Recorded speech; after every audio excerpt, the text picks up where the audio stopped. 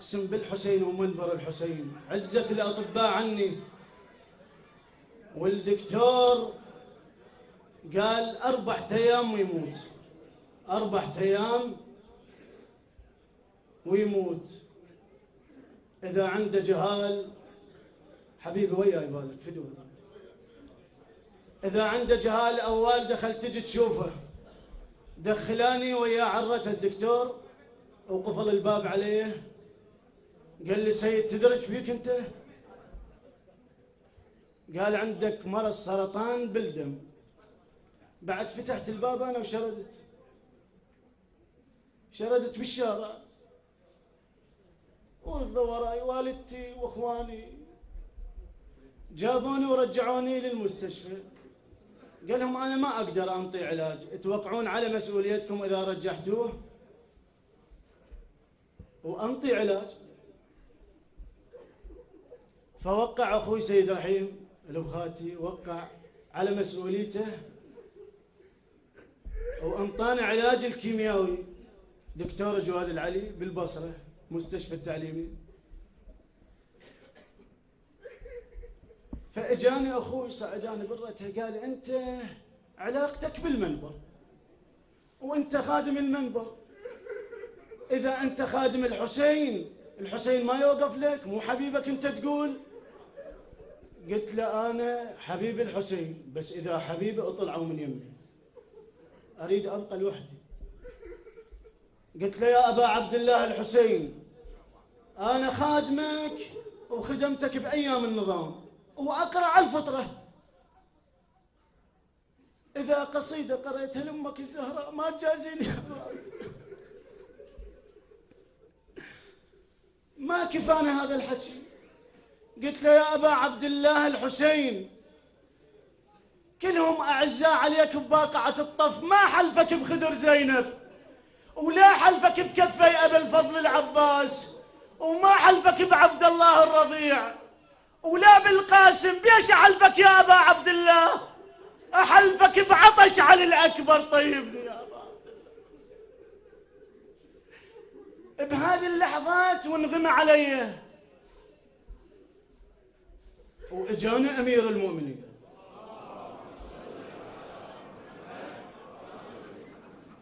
قال لي ندبتنا واجيناك. واجا ابا عبد الله دق على كتفي قال سيد شلون تندبني بعلي الاكبر؟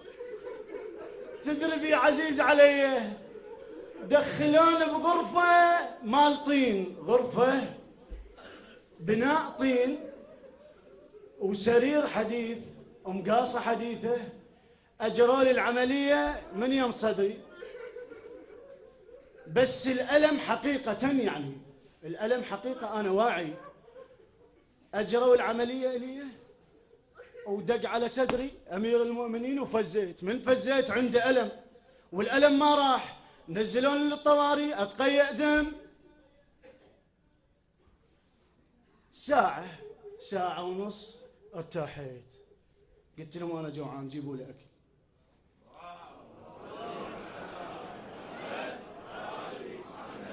جابوا لي اكل واكلت وانغمى علي، نمت بس نوم مفاجئ.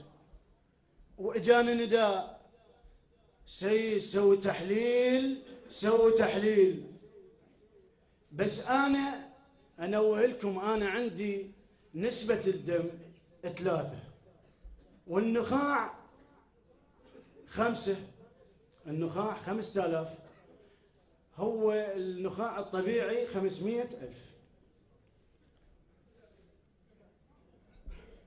عادونا ثاني يوم اجبرتهم خذوني سووا لي تحليل. عز زهير البرزنشي لقى الدم عندي، اسمعني، كان عندي 3، لقى عندي الدم 12 والنخاع 450. خلي يسمع جميع العالم الحسين هذا وفضائله. اجيت جبت التحليل واجيت الدكتور جواد العلي قلت له هذا عبد الله. لبيك يا حسين، لبيك يا حسين، لبيك يا حسين، لبيك يا حسين. قال هذا مو تحليله، هذا مو تحليل حسين جاسم فياض، مو تحليله. سووا لي تحليل، أعاد لي التحليل بالمستشفى، لقى عند الدم 13.5 والنخاع 500,000.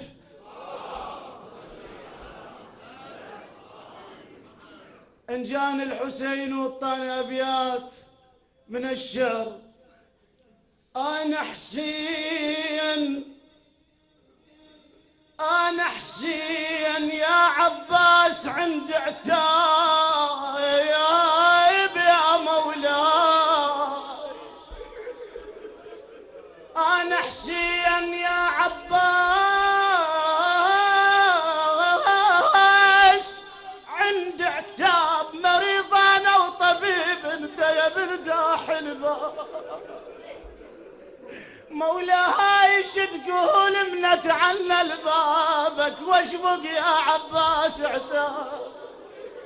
اي والله من لسان الحسين هذا. متعني اسمعني، متعني بقلب ملهوف واتحسر، واريد ان طلبتي منك يا بن حيدر. يا مولاي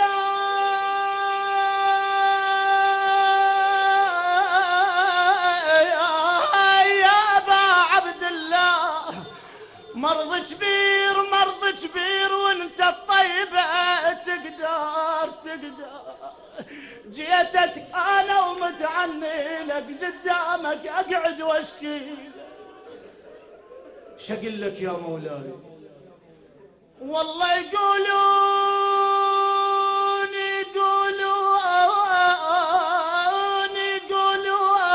زينب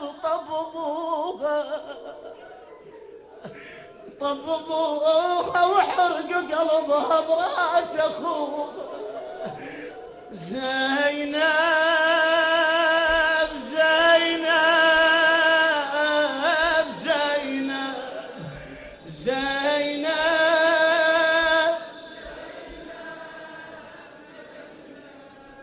استقبلوا سماحة السيد جاسم الطرجاوي بالصلاة على محمد وآل محمد.